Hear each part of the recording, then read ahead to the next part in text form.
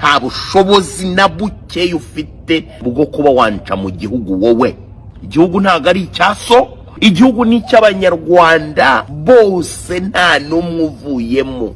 Wowe rero nta bushobozi ufite bwo kuwatera umuntu ubwoba ngo naza mu gihugu. Wowe uri igiki ariko jya uzi kugira ibintu ari mujya wireba ukabona koko hari power zindi ufite sha.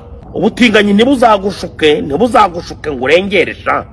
Ubutinganyi ntibuzagushuke ngo urengere.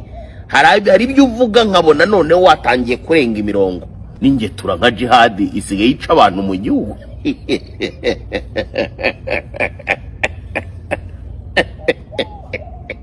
Nawe Kasuku urabizi ibintu bwose ukuntu byose byagenze. Njewe simvugira mifumbi kumuvumba, ntatera bwoba ngira, nta n'umuntu wantera ubwoba njewe. Uyu mureba hano nta nubwo njewe ntabwo wantera ubwoba rwose, nta nuwo natera ubwoba uretse kuza kwivugisha ngo yavuze ngo sinza. Nakubwiye nti umunsi wagarutse naha tuzesurana, that's it, nta n'ikindi.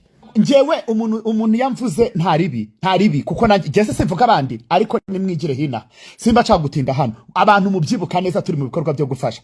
Kasuku yaraje ku live aravuga ngo arananyandikira ngo reka aduhe umuntu tumufashe. Uri kumva? Mu ntega amatwi jewe mbibabwire. Noneho abamama barabyibuka, abo mu Bubiligi, abo muri Canada nabo muri Amerika, mwese ukuntu mwoherezaga amafaranga ngo dufasha abantu muri kiragihe cya corona. Na nyuma yahe niwe mubyibuke neza, we yaraje aduha abantu ngo tubafashe. Aduhaye abantu ngo tubafashe, dusanga nimba araduhaye nyina wabo, nimba ari nyirasenge, aduha ibintu byinshi, atubwira ibintu byinshi. Ari naho nakuye ibya papa we, ndicecekera nta nubwo ngomba kwibazanira hano. None harongera aduhundi abo bamama, abo bantu bari mu Bubiligi murabyibuka, harimo abantu bari mu Bubiligi mwazanye amafaranga ngo tujye gufasha. Andi ikindi gihe aduhereza umuntu ngo tumufashe, dusanga ni ngewe sanga ni murumu shu umuntu uri muri Amerika udashobora gufasha famiye ye agatangira akaza kayisegera hano. Uri kumva? Niho havuye icyo kintu. Noneho arangije, mwumve gatoya, tuza kuvugana burangiye naranamublokinze. Araza aravuga ngo hari ibintu ashaka ko dukorana. Amafaranga sibwo wampemba wayakurahe. Arangije avuga 400 sheri, amafaranga 400 mfata nkajya muri Simba nkasohoka shize. Njewe ngo yampembe. Naramubwiye nti nimpereza abakozi bawe nkabane mbaguhembere. Uri kumva? Arangije ngo ikindi ngo jewe ngo nkorana hafi ngo na leta y'u Rwanda, ariko yivugira ubwo abinyibwirira ngo twajya tugira byinshi dukorana. Ndababwira niye uri umuvugizi wa guverinoma gutyo ngo nongo mucikaho nto ndamuhunga ahantu hose n'ikigaraho mubonye simba nkeneye kwegerana nawe kuko nta nubwo rwose never. Ubwo rero we Kasuku urabizi ibintu bwose ukuntu byose byagenze. Njewe simvugira mifumbi kumuvumba, ntatera bwoba ngira, nta n'umuntu wantera ubwoba njewe. Uyu mureba hano nta nubwo njewe ntabwo wantera ubwoba rwose, nta nuwo natera ubwoba uretse kuza kwivugisha ngo yavuze ngo sinza. Nakubwiye nti umunsi wagarutse naha tuzesurana, that's it, nta n'ikindi. Ibyo byo ndumva bihagije. Yes utazansuzugura n'umunsi n'uyu n'umwe. Wowe Kasuku, wowe urangije, niyo mpamvu ahoza mu kanwa ntuka. Nta ribi n'ubu ngubu ndabizi. Uraje uri kumva mu bantu uza guhungeta usa nk'ushaka kugira, ntago mbamo, ntuzanatusha ahubwo upo nabikubwiye ngo ngwiki wowe Nikodra onkorera kuri YouTube nako kuri Instagram, wowe ukora amarayiva 2 n'ibiganiro nk'icyatanu, ikikwereka yuko wana deprimye. Yes, ubu ugomba gukora amarayivu n'ibiganiro nk'icyatanu, ariko ni hano nge se nabuze content. Ntabwo nabuze content, ariko kuko naravuze navuze nireka aho wahereye reka ngwe ka content byibura sibyo nakubwiye ni uzambara ipantaro ukora ibiganiro igihe kingana n'icyumweru ipantaro nzakubwira nzahita nkubwira ikindi mumumbarize muti umukobwa mwakundanaga witwa Nadege mwamaranye imyaka 8 mbazanira izanyu utu witwa Nadege mwakundanye imyaka 8 uti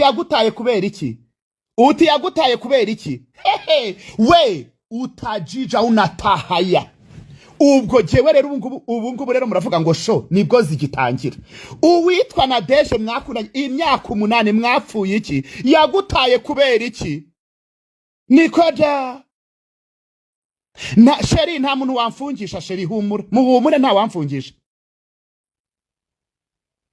niko uwitwa Nadege mwakundanye imyaka igera ku 8 mwapfuye iki baranguze zose Nadege munyandikiremo hano ngo Nadege yagutaye kubera iki yagutaye kubera iki ubu nkubwire ahaherereye mwandike hano ngo Nadege munyandikira hano ngo Nadege mwakundanye imyaka 8 mwapfuye iki nkurabure ndaje nitwa Jihad munyandikira hano ubu nibwo shozi gitangira nari narakwihoreye igihe kinini umpagararaho igihe cyose umpagararaho we wabuze content nta content ugira abakozi wakoreshaga inahangaha mu Rwanda nta numwe ugisigaranye waragiye urabambura uretse ko bamwe Imana yagiye bagirira neza nubu kubera ko bataye akazi kawe kubera nta nakazi bafite ugenda gusa ubayeho mu bwesikoro bwinshi abana urabadeprimisha ukajya uhora ubizeza ibitangaza uri kumva mumbwira abantu bose bagiye bakorana ubu bari kumwe n'ibande we nta soni uza ubeshya abanyarwanda mukodesha utudukuri ngo nama office bamwe na bamwe bakaba hosting igikondo ntuzanire wari uguhe gustinza igikondo ya studio yagiye hehe niwe gusabye ama studio y'abandi uri kumva ntabwo wakoresheje urubyiruko hano ukirirwa urwambura birirwa badepima Imana bamwe ntiyagiye bahereza akazi ntibameze neza ntubona ukuntu bameze neza bikakubabaza ukaba wifuza yuko bamera nabi gicucu ruganzu warangiza ukaza kunshingaho we narakubwiye ngo ikintu cyanamubabaje cyane yaravuze ngo ngewe ndashaka gukorana na Jihad ndamuhakanira ndamubaza ariko ubundi we wampemba ngahe ngo naguhemba nko 400 ku kwezi ntisa musubiriremo 400 my dear mbikubita mu modoka ntajya muri Simba nkaza birangiye yes abana wakoresheje bose barihe bamwe ntibagendaga batwara kamera n'ibiki byose hanyuma mbwira Nadege mwapfuye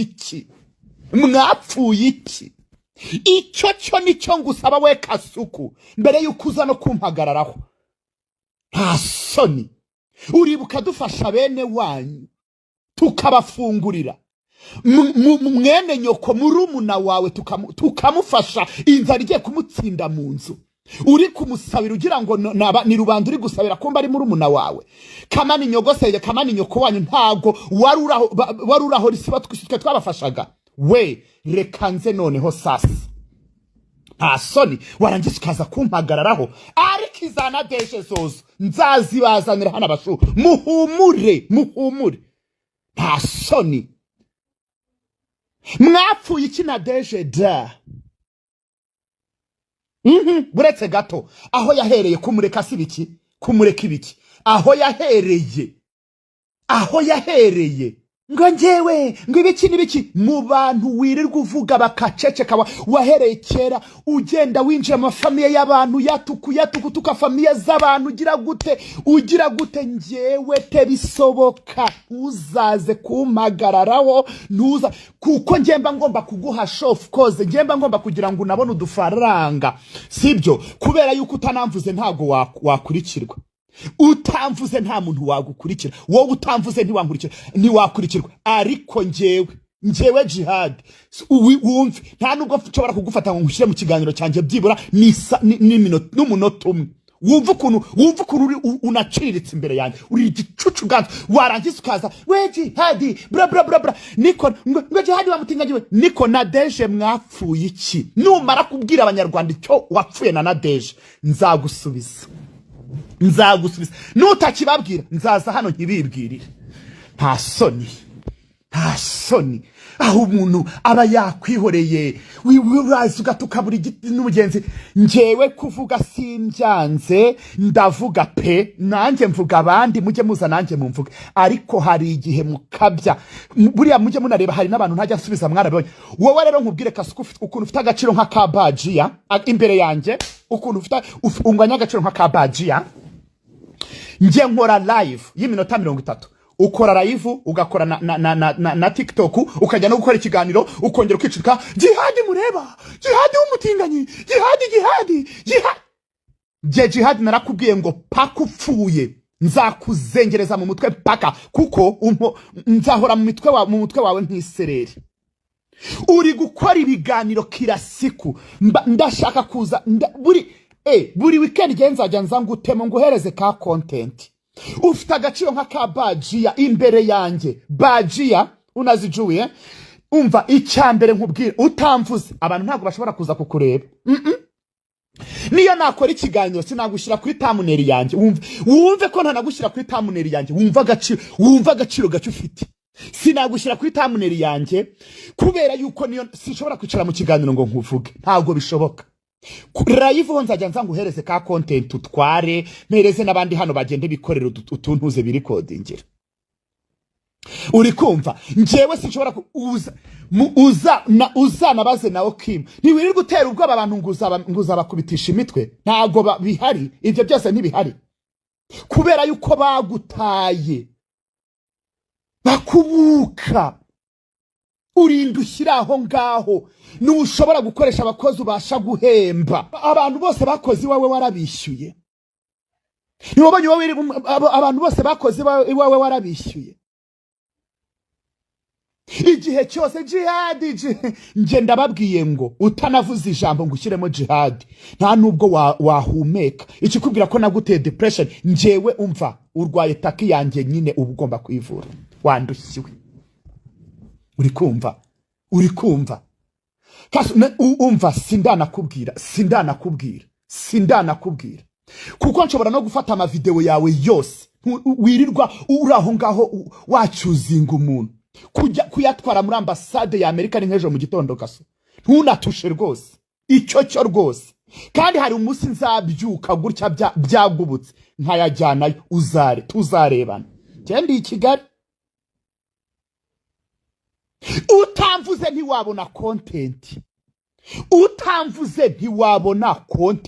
icyo cy'abanyarwanda bacyumva.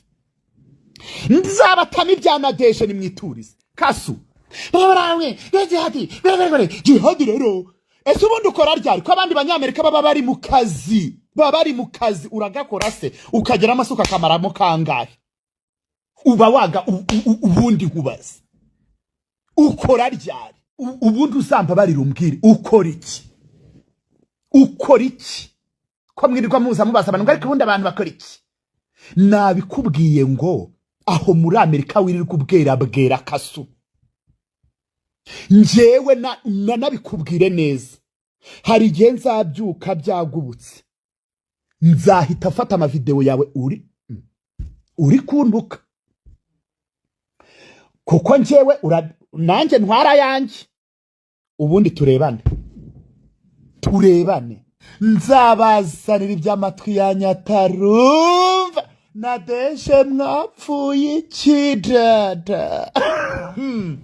Kumva Jihad, njyewe nabikubwiye ntago ndagafu kivugwa rimwe, nundi wese rwose abizirikane. Ndikorera ikiganiro ngo Jihad yashatse kuvuga gutya, ahubwo nimuzituranguze nkomeze numva izanyu. Ubundi ikindi abashuejo mbafitiye show ya danje, muriumva mumenisikia vizuri, mbafitiye show ya danje. Umva, urikumva, mbafitiye show ya danje. Okay, mbabari tuzinduke, kuko mbafitiye show muzajye kuri The Dynamic. Ja ngo azaguteza RIB. RIB ni y'abanyarwanda, ni urwego rw'igihugu rw'ubugenzacyaha rw'igihugu, ariko ntago ari urw'umuntu umwe. Zaguteza RIB. Njyewe nta muntu uzanduka ngo mwihorere muri iyi mihanda niyo byagenda gute. Oya, ntabwo bishoboka. Mfite interinete, mfite telefone, iyo yaba yapfuye najya kugura indi. Uri kumva mama wowe mureke mbere mubaze byibura abakozi nk'icumi yakoresheje, buri muntu wese ari kurira. none se nimba nasiramuye agapipi kanjye aragashaka hiki, aragashaka iki nimba kadasiramuye? Yaragashaka hiki ko numva kamubabaje. Ubabazwa n'igitsina kitari icyawe, nje sinshobora kubazwa n'igitsina kitari icyanjye, mbabazwa n'icyanjye. Wakwica kubazwa n'igitsina cyawe ngo ba muri Mongariya. Ni Mongariya koko. Niko aho wakoraga. Buretse sinshaka kuvuga ibintu byinshi kuko sindaza neza, ngiye nkubwira n'utuzi wakoze bagenda batukwirukanamo. Uri kumva wowe ntago umva. Weekend nibwo mbona umwanya wo gukora amalive. Kuko indi minsi yose mba ndi busy and booked, mba ndi mu kazi.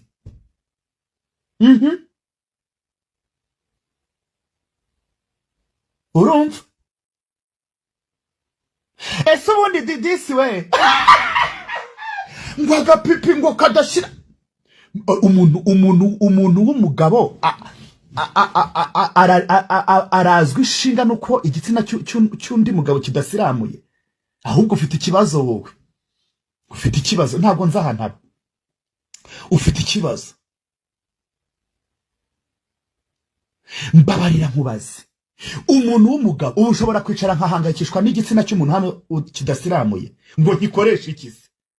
Ngo nkirye, nkiteke, nkitogose, nkikoreshe iki? Umuntu w'umugabo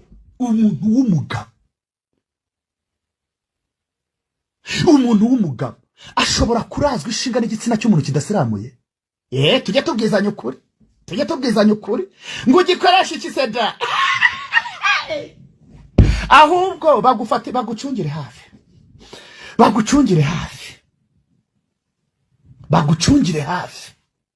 Uri kumva? Bagucungire hafi.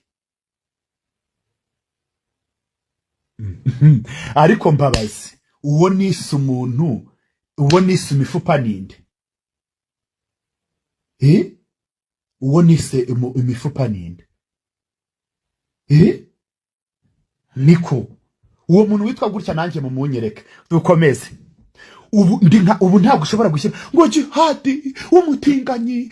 None se ibyo birazi ishinga? Wabuze content. Nureba n'ubu tuvugana aratomboye.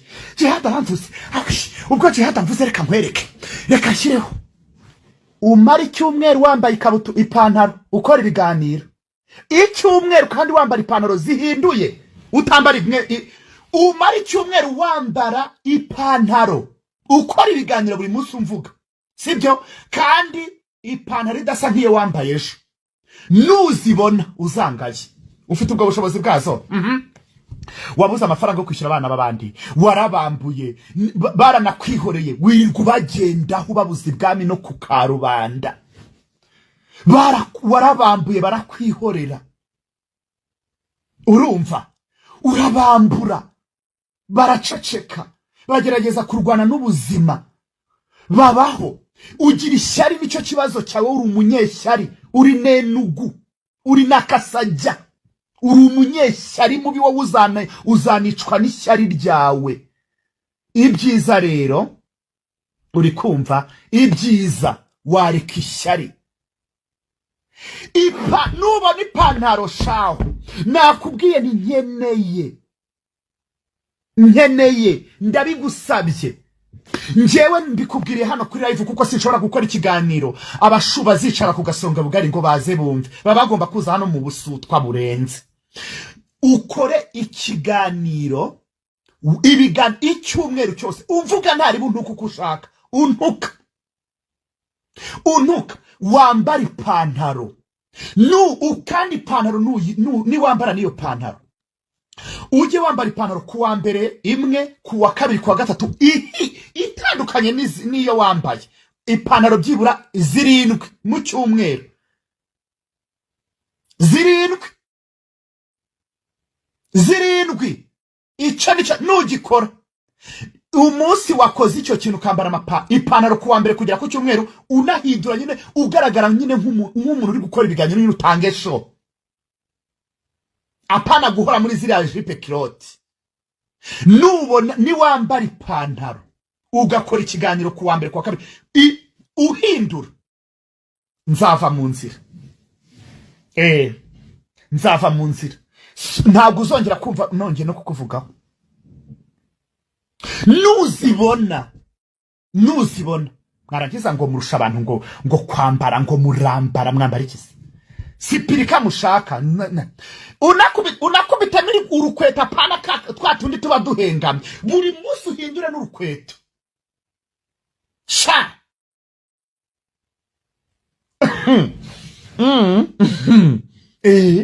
Noneho nurangiza buri uko ukoze ikiganiro uhindure na content. Ariko jewe kubera yuko ari igihe kuri wowe kuko mbuzemo warwara umutwe wirirwa uhungeta abana b'abandi hano wanze kubishyura barakwihorera, wirirwa bagenda bavuga ngo uzabagirira nabi. Nta soni, ntago byakunda. Nakubwiye ngo nta terabwoba riri mu Rwanda, mbigusubiriremo. Iterabwoba ryararangiye. Naho twavugaga ngo riri muri Kongo iwanyu naho ntari gihari. M23 yatabaye abanyekongo. Uri kumva? Rero ninjye ushaka gutera ubwoba we, ntago bishoboka nibikunda. Nakubwiye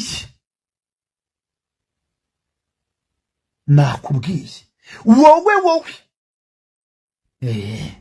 warangiza ngo na ubundi uzanabwira abanyarwanda uti uwitwa Nadege Roger Hadi yavuze bimeze gutya na gutya. Ubivuga naru bicurika nza mbizana bihagaze.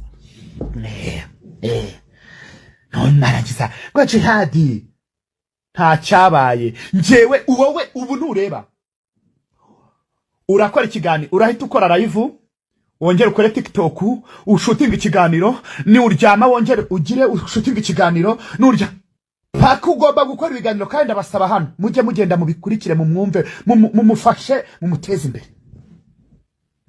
imbere. Je ntago ngira ishyari ariko urangwa n'ishyari.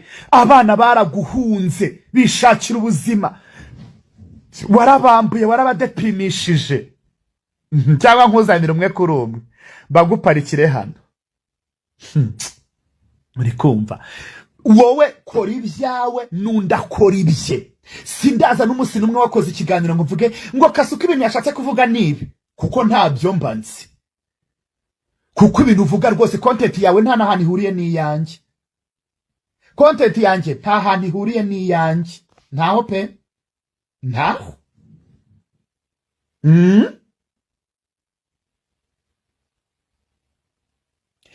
Yego ko amezi 6 yonyine ntago yamvuga amezi 6. Umwaka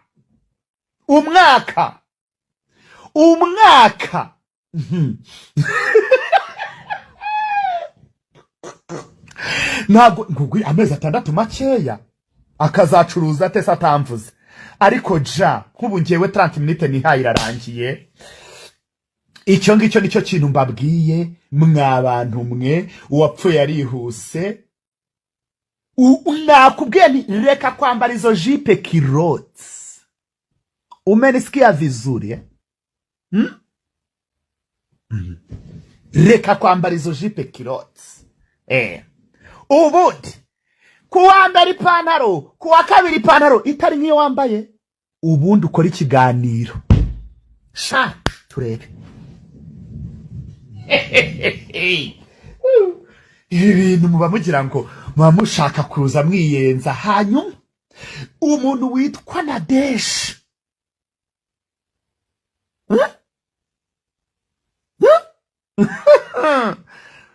ubabwira uti bikwaye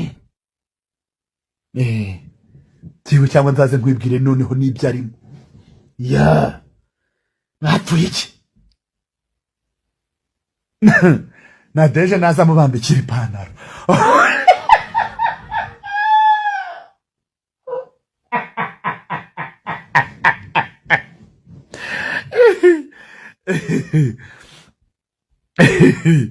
Urumva ubundi weekendi abashuni bwo nzongera nkabatamo ka live.